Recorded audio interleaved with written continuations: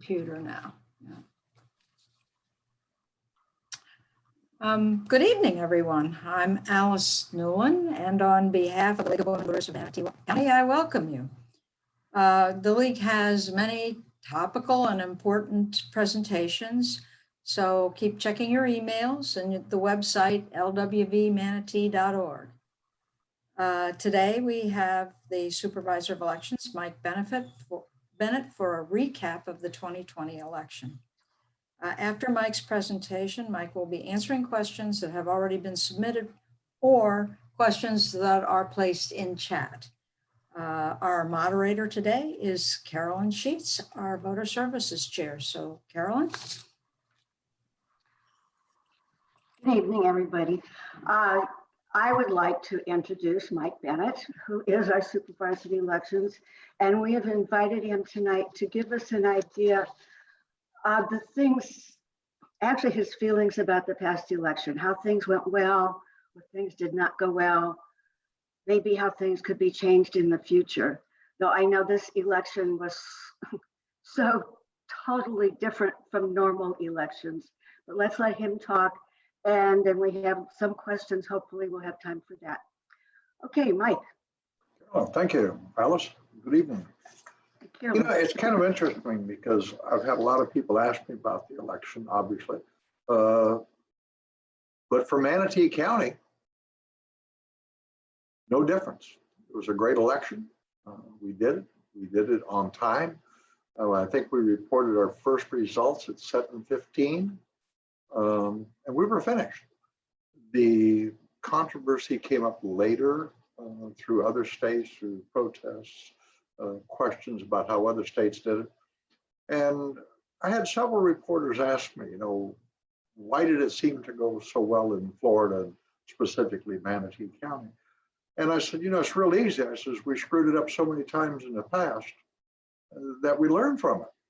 And as sad as that is, it's absolutely the truth. Had we not made those mistakes in Florida in the past, I don't think there's any way that we would have done as well this time. Whether you look at vote by mail, how we handled it versus how some of the other states handle it, it's pretty much down to a system. And our system works real well. We know every ballot that goes out. We know who it went to. We know when it comes back. We can verify it. We have the signatures on file. We really have an excellent way of handling those. And our staff there is, in just even that department alone, is just, it's fantastic. They just do a great job. They get it done. They get it done on time. And so we move on. And so you can't really say, and we'll answer questions later on about, you know, other states, how they did it and all the rest of it. But really, I can't do anything but compliment our staff and the voters of Manatee County. They did it in a wonderful way. We had some issues early on, obviously with the primary, because we were concerned about poll workers. And we lost a lot of the poll workers because of the virus. They said, you know, they just didn't quite feel like coming in and being around that. So we reduced the number of polling sites that we had from, I think it was 71 down to 60, okay? And you say, well, geez, how do you do that? Well, we also increased and added an additional early voting site. So we went into the primary with 6 early voting sites and 60 polling places, precincts. When we decided for the general election, just for making sure we didn't have any confusion by anybody, we kept the same number of precincts and the same number of early voting sites. It worked well. In addition to that, I'm sure you all know, we were pushing extremely hard for vote by mail. And the vote by mail was phenomenal. A little over 30%, closer to 40%. Out of 273 registered voters in Manatee County, we had 105,000 who voted by mail, which was an unprecedented number ever in Manatee County. And again, the staff that we had, they did it well, they did it on time, and pretty much did it with really no issues whatsoever. All the early voting sites worked well. We had added the new one out on 64, which gave us our 6th one, where people don't understand how difficult it is to obtain early voting sites. You're asking a place of business, whatever that is, to set aside for 2 weeks, basically, by the time we go in, set up, have the voting and take it all down, 2 weeks to give us 3,000 square feet of their office space, a space about the size of your house. Okay. Well, there's not too many businesses that have that much empty space that they can move people out of and shuffle around for us. And so we find those. Then you have the problem that an early voting site pretty much has to be a government building, except in the case of what I call a wild card. When I was in the legislature, we recognized then that we would have difficult time finding these spaces. So we put in the Florida statutes the ability to, if there is no other site available, to allow us to use a private business site if we get permission and rent it and do that. And I know that's one of the things that we're pushing for this year in the legislature, is to have even a little bit more flexibility on that. There's talk in Florida of moving to what we would call super sites, where we might reduce the number of precincts in Manatee County, say from 60 down to 20, 15. But the difference is they'd be open for 2 weeks. They would be on, main locations. So people could, on their way to work, they could drive by and say, geez, there's a line at mine, but that's okay. I've got 2 others I can stop by on the way home. It just giving more people a chance to vote. And again, we will continue to push on vote by mail. So by and large, we really didn't have any issues.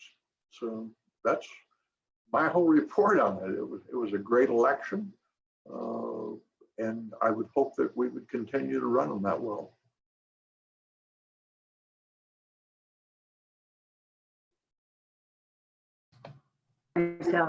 Okay, thank you. Okay, I have some questions based on the elections. We had several come in by email. I think I'll start with the one that's kind of personal to the League of Women Voters. The Supervisor of the Election Office sent some of the calls to the SOE to the League of Women Voters. And we were just wondering, how did you determine which ones needed to be forwarded to the League? I think that the ones we forwarded were people who called up who had questions. We try to be very, very careful. They asked us to give them some input possibly on candidates. Yeah, and actually, I'm the one that answers that phone. And they typically were ones that wanted advice. And just so you know how we do it, or how I did it, they wanted advice on who to vote for. And so what I did is I had the script, the Republican and the Democratic, here's who we suggest you vote for. So when they called me, I would say, do you lean Republican or do you lean Democratic? And then I would start going through with them the various ones they had questions on. And sometimes they'd say, gee, I wasn't going to vote that way. And I'd say, you can vote any way you want. So that's pretty much how we do it. I can direct them to Vote 411 or our website, but usually they have the ballot right in front of them and they want an answer right now. And it's easy for me to read the particular parties, that particular, whether it's Republican or Democrat, what they are telling their, who they approve You know, it. it's So, it's funny, Alice. The reason we pass those calls on, oh, you're frozen. Uh-oh. Yeah. Oh, you went black. And we'll never know. I never allow anybody in the office, including myself, to not give out political Mike? opinions of the vote. No, no, just let me just finish. Okay, I understand what you're saying, and I appreciate what you're doing. I really, truly do. I'm just saying, you know, it's funny because we refer them to someone else to do what we refuse to do, and I don't allow any of my staff to do. But I'm glad that they do have somebody who kind of can give them, this is how we see it, this is what we're leaning toward, and these are our understandings of the Republican, the Democrat, or the independent position. But I really do, and I obviously I meant that facetiously, but oh, you worked for me, I'd have fired you, okay? Because we don't allow anybody in the office to do that. I don't do it myself, and so Carolyn, you were asking, you know, why do you all get those calls? We get those calls because we are so strict in the office of keeping the supervisor elections office as nonpartisan as possible. And that's really tough to do. It really, truly is, because everybody that we hire has some kind of an interest in politics, so they wouldn't be volunteering to come down and be a poll worker, okay? So you're asking people to truly be mum on their particular beliefs and ideas. And it's very, very tough to do. Several people, I'm looking at faces now, and Randy and several of them have worked in our office for a long time. And they will tell you, we're adamant about it. And we want it to stay that way. Sometimes that's tough. It really is. You know, it's interesting. A lot of you have talked to Debbie Scott over the years. Debbie Scott worked for me when I was in the Senate. I'm a Republican, been a Republican a long time, and I was a Republican senator. Political leanings are so meaningless to me. I really don't care. It wasn't until she came over here that I found, even though she'd been working in my Republican office for 6 years, she was a registered Democrat. Because guess what? I didn't care. I really absolutely didn't care. But we have, because of the race, primarily because of the first Bush-Clinton race, we have decided, even as friends, we don't discuss politics anymore. So, and we certainly don't do it in the office. No. What I did want to say was that your first, at least a minute went black and we couldn't hear you. I'm not sure you can remember at this point what you said in that first minute, so. No, I just said I'd have fired you. Oh. Well, I think you should double my salary. There you go. What else we got, Carolyn? Okay, are we ready? Oh, we got a lot of good questions. I see a couple coming up on chat about super sites. People would like a little explanation what that's all about. But what we're trying to do is basically an early voting site, okay? But instead of just being restricted to, say, 6 in a county and only restricted to those days, taking and having super sites, maybe the whole county, and it might be 20, it might be 15, I don't know yet, because we have to find them. That's going to be the hard time, is finding those locations. But if we could say that we would take the entire county to, say, 15, okay? And those 15 super sites would act as early voting sites. In other words, that they would be open, say, for 14 days. So, and we would be in prominent locations. And instead of having more, as many precincts as we got, we don't save any money doing it, because when you think about it, if you're open for 8 days for early voting site, you're basically paying for 8 days of poll workers somewhere else. Just trying to find better ways and easier ways. And a lot of that will depend upon do the number of people using early voting sites continue to grow. Last time we had a little over 72,000 people in this last election voted at the early voting sites. So that's chasing vote by mail. When you really think about it, on election day, voting at the polls was the smallest we had. It was 40,000 people, okay? Because people are taking advantage of the vote by mail and the early voting sites. And so we're going to continue to look at that. But again, it's going to take some work and some changes by the legislature to let us handle that. Okay, thank you. Oh, here's one that's not local, but maybe you can answer this. Who picked up the tab for all the recounting of ballots going on in the United States after the election?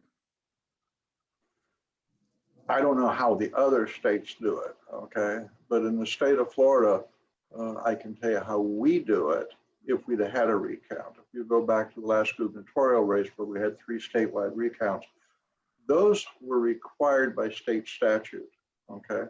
So since they're required by state statute, we all paid for them, okay? It all came out of our tax bucket. Right.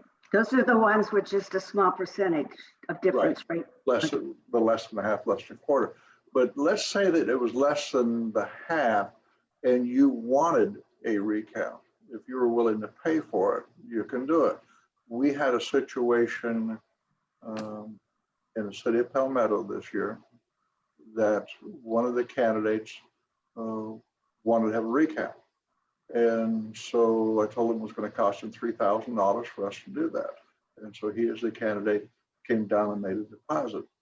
He was upset because in a previous one for the city of Bradenton, we had required the same $3,000, but we returned it because of the way that the loser, if you will, allowed us to just show him, say, here's the ballot, you look through it. And we did offer to do it for the one in Palmetto for free too, if he were willing to come to the office and look at all the ballots on a computer screen. He didn't want to look at all the ballots on a computer screen. He wanted to see the ballots. So what that meant is we had to have our staff come in and sort through all 273,000 ballots to pull out just for his race in the city of Palmetto. Because as you know, all of these ballots are shoveled together, and especially the ones that come from the early voting sites are all shoveled together. So it has to be by hand, and we ended up with 6 teams, I believe it was, counting and sorting ballots. Okay, thank you. I'm going to go to drop boxes. I have a couple questions here on drop boxes. The first one here is asking if the drop box at the supervisory elections office will again in the next election be open 24/7 so they could be dropped off any time of night or day. Yes, it will be. We'll continue to do that. If we could get the super sites, and if they were in a secure location, we might even be able to do something along that same line.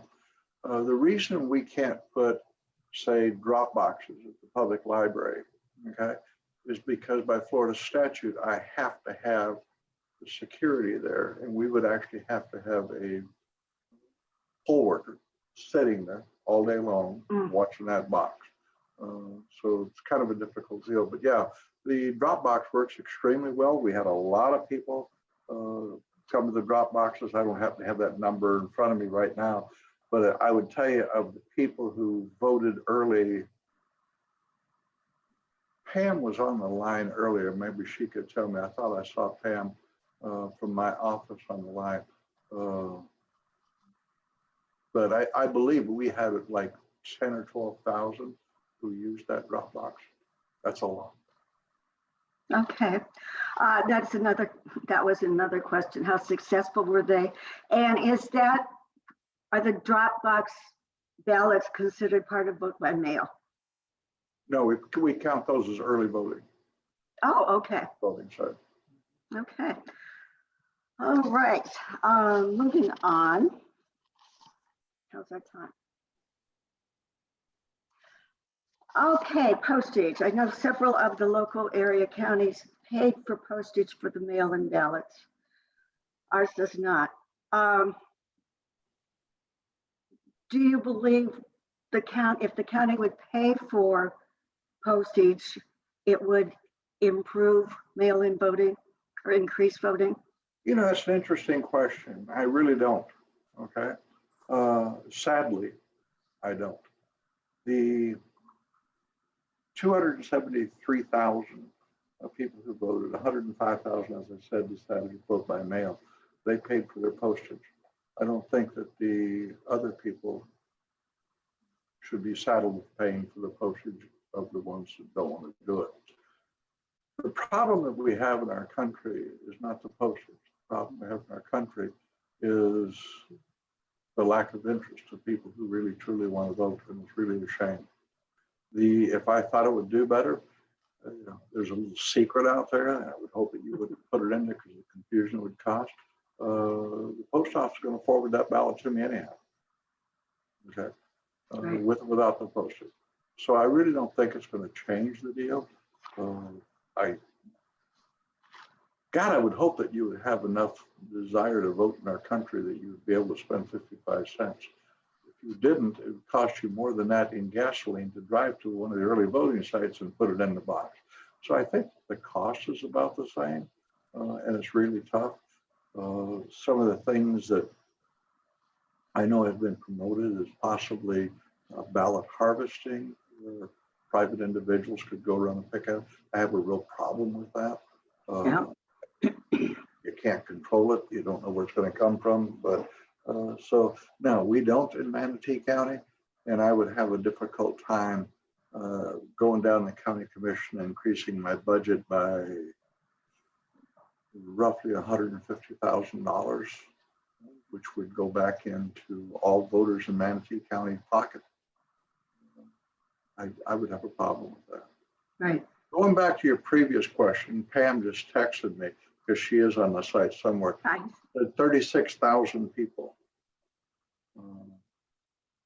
used that early voting site at the drop box. Okay. So it is very useful, very helpful and very useful. I know I always use it. I told you I got good staff. She's on here. She wants to make sure that I don't mess up too badly. So Oh, she's listening. Okay. don't be laughing, Patty Benson. I see you out there chuckling. Okay, Alice, did you have any you wanted to ask from chat? Alice, mute. Oh, yeah, we have a number of other ones. We have, let me do it from Mary Lynn. Mike, how do you parse the balance between a fair, free election and concern for fraud? How you balance the impression that actions are taken for safety and access with the impression that actions are taken to increase suppression? I think the only thing that we can do is rely on you all, okay? And rely on others who come down and work it. I think that,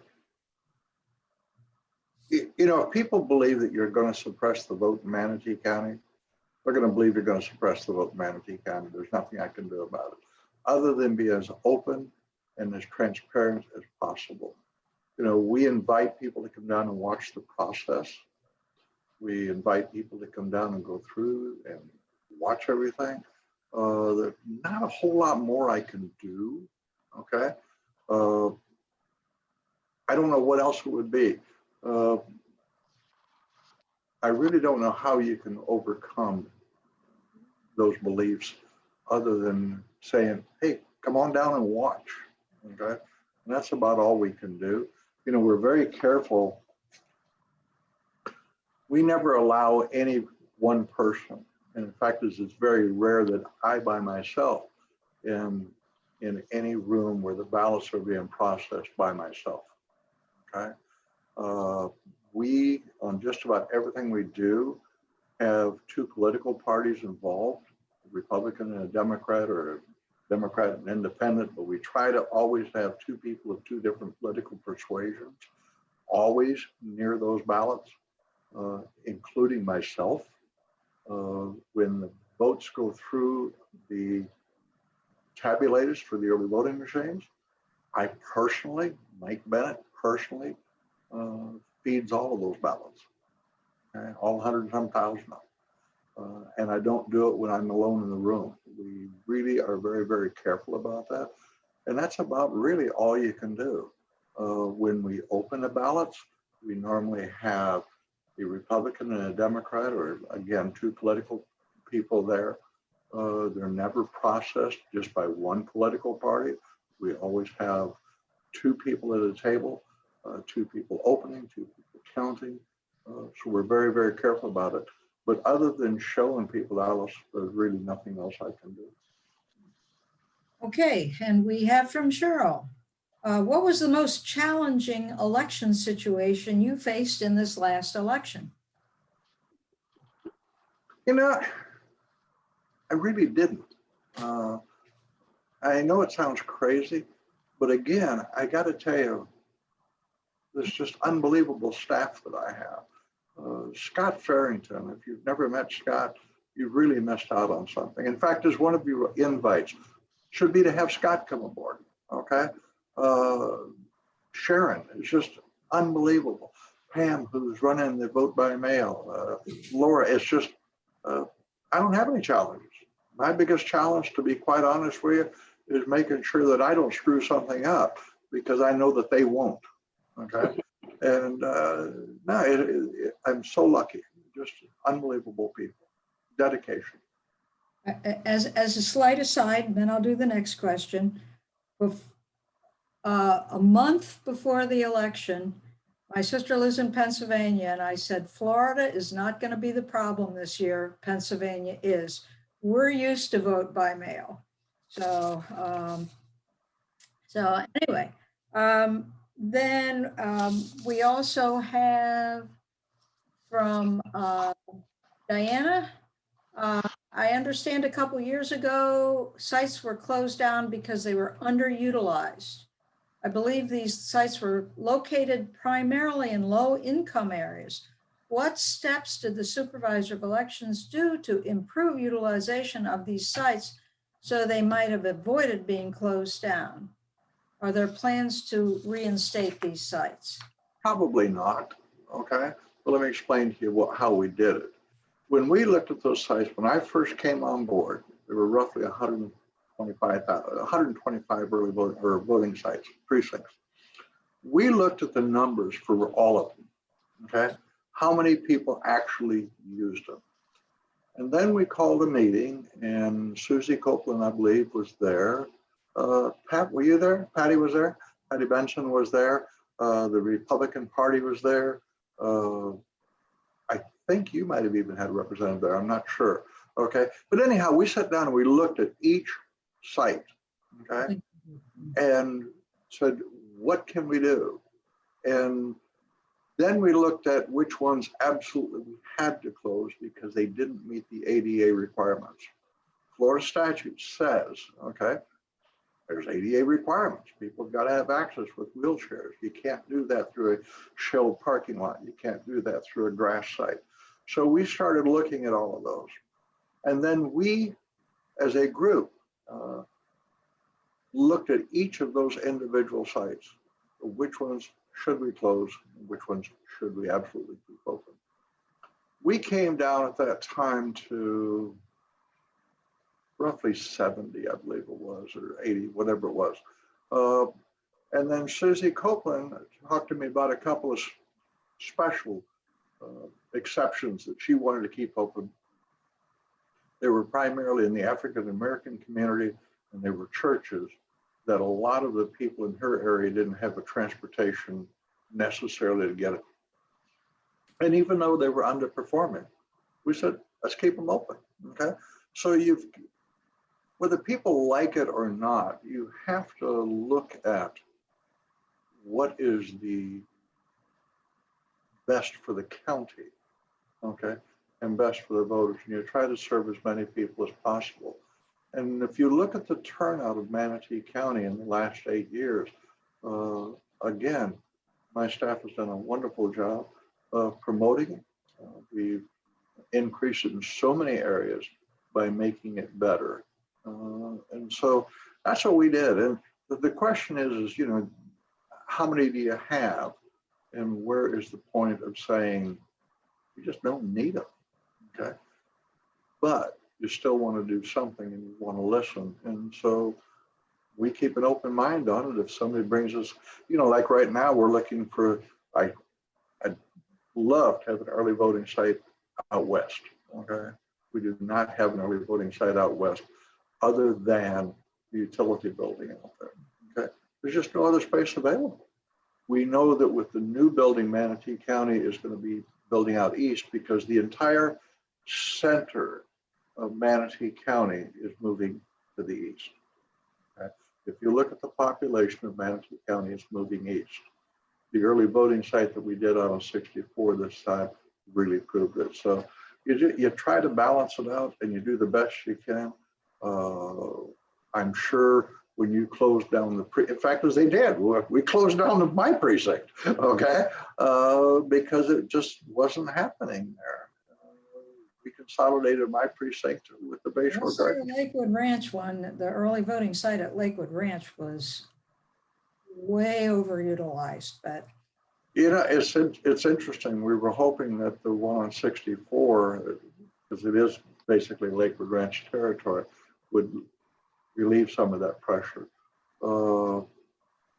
That's a tough site. It really is. You did not have anywhere near the number of people there. I visited every site, and it's the first year, which is very, very typical. In the first year, it takes people about 2 elections to get used to driving by. Because you can pull off a parish there. Living in that area, on my next door posts, I saw people who had discovered the site out on 64, and other people said, oh, I can go out there. So they didn't really know about it. Like you said, they knew that the town hall, it's small and it does get crowded, but then they figured, oh, I can just go out there and it's so much easier. So yeah, that was part of it. Okay, we have from John, why is the supervisor of elections position not nonpartisan? Is that dictated by the state or because we're not a charter county, or is it? No, it's basically dictated by the state. When the Democrats had control of the legislature, they did not want to change it. The Republicans, and it's a problem. It's something I've advocated for. I've always said it should be nonpartisan. I think that's the reason I push so hard in my office that it is nonpartisan. I expect it to be nonpartisan, but across the state of Florida, it should be a nonpartisan, exactly like a judge or anything else. It should be a nonpartisan position. I've advocated for it publicly, and I will continue to advocate for it. But I'm one of 67, and I'm certainly not the Florida legislature. It's interesting in politics when different parties switch. They're so critical of the existing party for doing something a certain way. And then when they get in, they go, well, hell no, we ain't gonna switch it because we got the power now, okay? And so you really have to be open-minded of understanding it. But again, the people of the state of Florida, you know, it's like one of the things I advocated this year, and I know that I upset some of my friends who are still in the legislature. I believe that every single issue that comes forth as an amendment for the Constitution, whether it passes or not, it should be heard and assigned to a committee in Tallahassee to study it and try to correct it. I know that some of you know that I'm kind of an advocate for looking at the ranked choice voting. I think our primary system has got some issues. Now, the Democrats hate that. Guess what? The Republicans hate that because they don't want anybody else voting for their candidate. And I understand it. Okay, I really understand it. But the way that we're doing it is having some issues because more and more people are moving to independent, non-party affiliation. So you've got 30% of the population right now, okay, paying for the bill so the Democrats can have their primary and the Republicans can have their primary. So I really upset them at a statewide meeting when I said, hey, if the Democrats want to have a primary, let them pay for it. Republicans want to have a primary, let them pay for it. Right. Well, they didn't like that idea either. They like that 30% of the independents helping them to pay for their election. But there are some things that we should change that are very, very difficult to get through. Okay. So we have a request for you to give your opinion of the national election. You know, it's really, obviously, it's a discussion that I've been involved with several times since then. The biggest criticism I have for the national election is the fact that there should be a national standard and policy of how do we vote for national candidates. States' rights are states' rights, and I believe no states' right. And I don't normally like big government. However, when you go to bed on Tuesday night, you should be able to know that the people in North Dakota voted the same way you did on their federal candidates, that the people in Pennsylvania voted the same way you did, that there was some kind of tracking of the vote by mail ballots that went out to people and the ones that came back. And so you should say that for the president, maybe all congressmen, US senators, those should have a national standard. And it should come down from the federal government. This is how the state of Florida was going to handle this portion of their election. Now you can do whatever the hell you want to do in Manatee County, okay?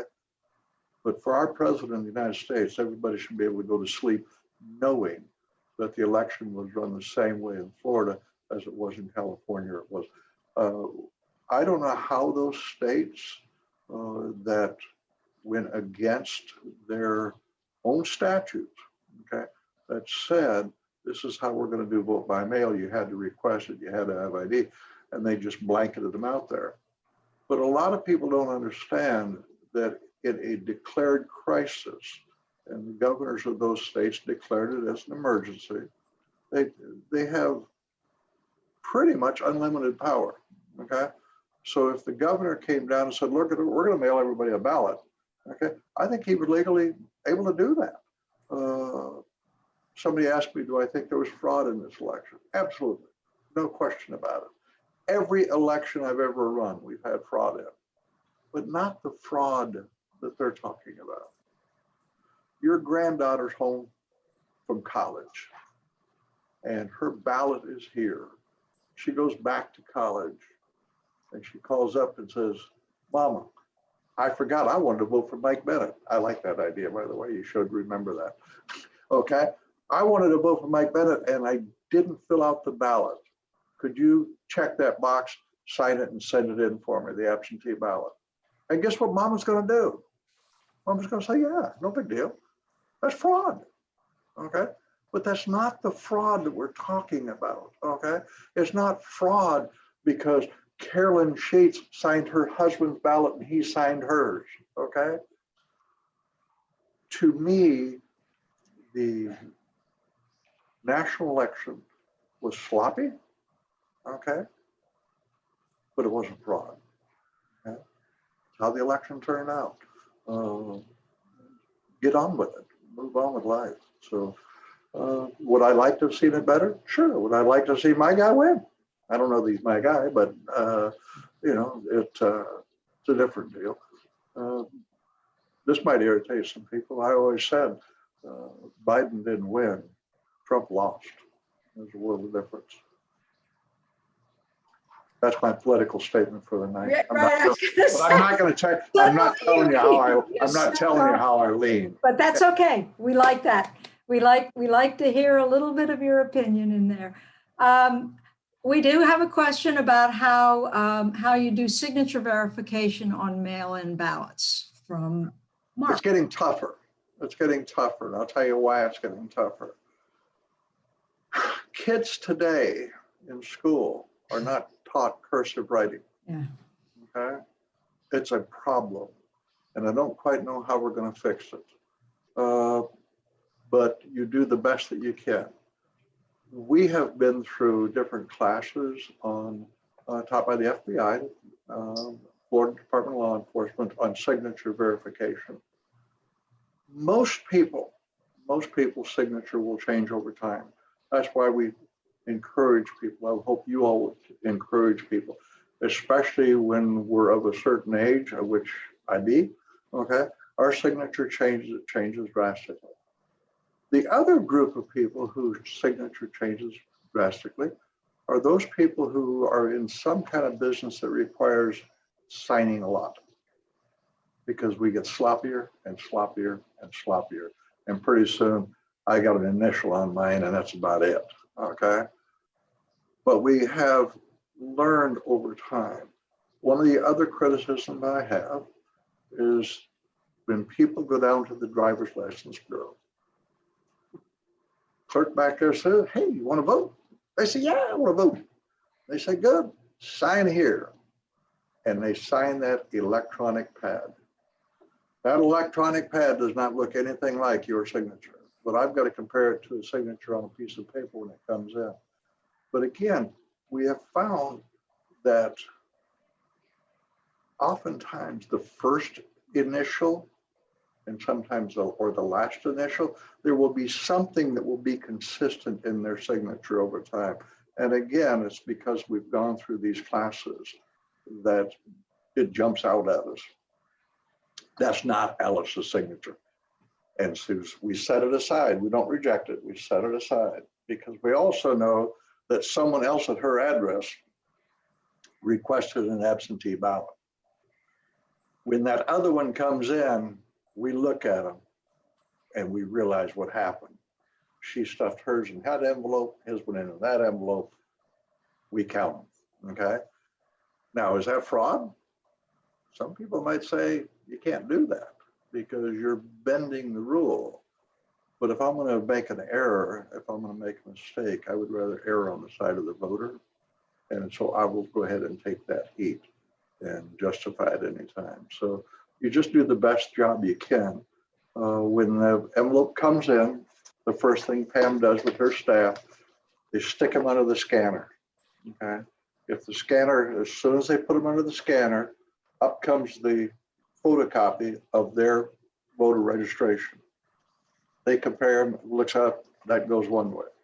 If we've got some that doesn't match up, okay, she will immediately, that day, they will be generating a letter out to Randy and say, Randy, we've got a problem with your signature, please come down here and fix it. So most of them get corrected. We really don't reject that many on the signature side. Okay, I have a question here. I've seen a couple of these. What can you tell us? I know you're limited on what you can tell us, but after the hacking, which was discovered in 2016, what kinds of changes were made to the election this year in Florida, Manatee County, and so on? As you said, Caroline, it's a little tough for me to answer a little bit, so I won't go into specific changes. What I will tell you is, in fact, I think next week we have what's called a cyber navigator coming in from the state of Florida. But we've had the FBI in our offices, we've had Homeland Security, the Sheriff's Office, Florida Department of Law Enforcement, and plus our own cybersecurity, reviewing stuff on a regular basis to making sure that we're making it as difficult as possible for somebody to get into it. Now, one of the other things that we do in Manatee County and most of the other counties are the same way. when you go into the precinct and you put you filled it out and it goes into the machine tabulator, that tabulator is 100% independent, stands by itself. Okay. So for someone to hack our deal and really make a difference, we have roughly 300 of those floating around out there. They would have to hack all 300 of them one at a time. When the numbers come in, okay, we get the numbers forwarded to us. We don't count those as official yet, because we're going to wait until the end of the evening when the clerk brings in the thumb drive. We compare that thumb drive with what number was texted or called into us before. It has to be identical. So we've got that. Then we combine all those numbers and we shoot them up to Tallahassee. Tallahassee then combines the entire state. But before we allow Tallahassee to accept ours, okay, we make them send us back a tally of what they received from us. We compare that to what we set up. It has to be exact to one. Okay. So that's really how we do it. Now, how we do the technical side of the equipment, we're very, very careful on how we talk about that, because I don't think that there's a system out there that can't be hacked. Okay. The average 8th grader today can do it. I certainly can't. And I would say most of us are roughly of that age that we can't either, but that 8th grade kid can. So that's really the things that we do: continuous monitoring, continuous review of the systems, and checking it out. Do you have another, Carolyn? Sure. Okay, go. I think we've got time for about 3 or so more questions. Okay, we did this one. This kind of, it's not really the elections, but I wanted the answer to this one. With the new election laws, will gathering registrations in high school change, making it more difficult to get voter registrations in harder to reach areas like schools and doing door-to-door voter registration? No, not really. We hope it'll get easier. I hope so too.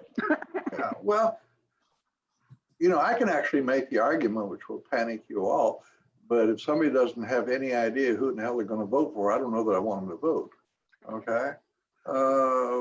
I know that sounds rough, but I think that people have an obligation to society to actually know who they're voting for and why they're voting for them. I think they have an obligation to society to not walk in and check my name because it's got an R beside it. Right. You know, there's just something wrong with that. And unfortunately, to be quite honest with you, I kind of grew up that way. My parents were always Democrats. By God, you're going to vote Democrat, and Grandma voted Democrat, and Grandpa voted Democrat, and you know, it's really a shame. Now the high school students are a little tougher. We register them at 16, or we push them to register at 16, and we visit the high schools when we can get in, and it's difficult to get in. Okay. Trying to get the schools to set aside the time. We go out to the county fair and try to recruit people out there. We really encourage voter drives. It's a great thing to do. And we also have a personal reason for pushing that. We want them to fill out the application even though they're registered. You know why? It's a paper application, and I have their better signature on file, so we can update our files. So we don't mind having a duplicate registration over the one that they had at the DMV. So no, we push it, and we would hope that you all will continue to push it. And you do a great job, your organization. That's what I do. No, I know, and you all do a wonderful job. There was a group out of Lakewood Ranch that just did a fantastic job this year. So I think we're pushing for it. Now, how do you get the students who register, how do you get them to vote? That's difficult. One of the things that we did this year is I met with all the principals of all the high schools in Manatee County. We wanted to get more of these students interested in the system, in the voting system. And so we said, look, if you have a student that you can let us have for the day and they're interested, we will hire them as a poll worker. Now think about this. The kid's 16 years old, especially if they're bilingual. We really love this because we want more bilingual people. But if that 16-year-old kid will take the day off of school, we're going to give him 5 hours of community service, which he needs for his graduation, and I'm going to pay him $125. Now I got to tell y'all, I skipped a lot of school when I was a kid, and nobody ever paid me $125. So we were shocked at how few we had taken up on. Whoa. We will continue to push it again next year, but we were shocked. I would say out of all of Manatee County, we might have had 15. Oh, really? Yeah, it's really a shame. And I'll be honest, we're pushing hard in Manatee County on the bilingual, and we will continue to push on that. And I object to it. But because the Florida statute says that's what we do, and that's what we do. The reason I object to it is I believe that just about everybody on their phone who's watching this right now, when your parents, grandparents, whoever it was, came from a foreign country, first thing they wanted to do was learn English. And the reason they wanted to learn English, they could get a job. If you come to our country, you come from Haiti and all you ever speak is Creole, I can't give you a job. I can't get you out of that service environment that you're working in, of waiting tables and cleaning bedrooms, okay? We're not doing those people any favor. I agree, it's the law, and I will continue to do it. And we know that we'll be under the federal law, the 65 Voters' Rights Act, we will probably meet that 15% before the next presidential election, have to do it anyhow. But I really do. I believe that Florida's Constitution says that the official language of the state of Florida is English. And we should absolutely push that to give these people an opportunity to acclimate in our society. That's my soapbox for the day. Okay. Mike, there's sort of a follow-on. We have a very active education committee, and they would like to know who you contacted, because I think that in terms of trying to get volunteers, obviously there's not another election for a while, but we went literally. They arranged. Cynthia Saunders arranged a meeting for me to go down and talk to. So myself and Laura does all of our poll worker training. We went down and we met with all of the principals of all of the high schools in Manatee County in a group setting. Okay. And while we were talking, all of those principals were going just like this. I like that. I like that. And then they went back to their school and forgot about it. It's the only thing I can think of. Okay. I would like to have more opportunity to speak to high school classes. Scott and I both love to talk to the students, encourage it. Unfortunately, too many schools anymore kind of brush civics aside. Okay? It's really a shame. I love to go talking to them. My favorite one right now, believe it or not, is the 7th graders, because that's where they teach civics. Okay, so the teacher's already been talking to them about it, and they've got an interest in it. It's tough. It really is. And it's a shame that we don't truly educate kids on what a wonderful country we're from. Carolyn, you got one more question? Just muted. Not really. It looks like it's time for us to close up and say thank you, Mike. And yeah, let me just say something, because I saw somebody posted a question down here earlier. How many people changed political parties in January? In January, we had 784 people change their political party in January. Okay. And no, not all of them switched from Democrat to Republican or Republican to Democrat. The largest majority of them went to no party affiliation. But a lot of people were very, very upset with the election, the results, and the whole process. And I think our country needs to heal. I hope it does heal. You can argue either side you want. Everybody's adamant that it's their side, and it's really a shame. I think we're all Americans at the end of the day, and I appreciate being invited to this. Alice, Carol, y'all do a wonderful, wonderful job. Thank you. I'm going to go cook dinner. Okay. Good night, Okay. troops. Thank Good night. you, Mike, for your wonderful and informative presentation. And I'd say to everyone here, please join the league, keep track of the presentations. The newest one coming up is on dark money in Manatee County elections. That's February 8th at noon. So that should be a real interesting one. But lwvmanatee.org. And thank you and have a good dinner. Goodbye. Okay, we're Stop done. recording.